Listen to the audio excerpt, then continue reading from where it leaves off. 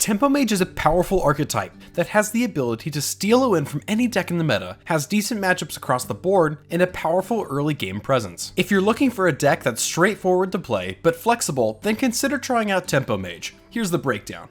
Tempo Mage's strength comes from using powerful cards like Mana Worm, Sorcerer's Apprentice, Flamewaker, and a host of cheap spells to overwhelm their opponent early in the game. 2 copies of Cult Sorcerer are also included in the deck. However, Tempo Mage does not include a Cthulhu. Cult Sorcerer's 3 2-for-2 stats, combined with the spell damage, makes for an efficient standalone minion and can empower your early game spells. Once a Tempo Mage has an early board, it can easily snowball the game with its plethora of burn spells. In case that doesn't happen, Tempo Mage also sports a healthy mid-game presence, with 2 copies of Azure Drake and Water Elemental. The spell damage and card draw from Azure Drake ensures that Tempo Mage doesn't run out of steam, while the Water Elemental's high health total and powerful freezing effect locks out smaller minions and class weapons, giving the mage time to find a finisher. Speaking of finishers, many lists run Ragnaros the Fire Lord to burst out their opponent and control the board. Additionally, since Tempo Mage relies so heavily on spells, Yogg Saron Hope's End can swing an unfavorable board state, refill your hand,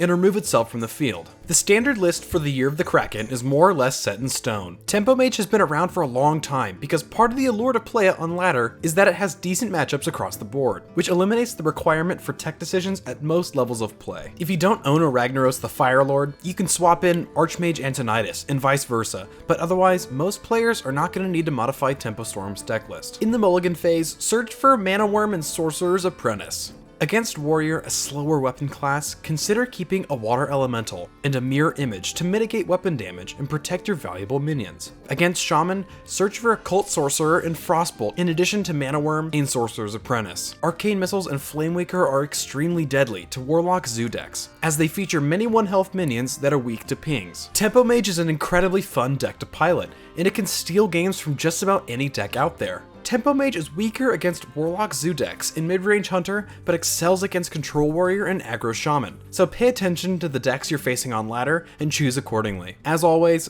thanks for tuning in.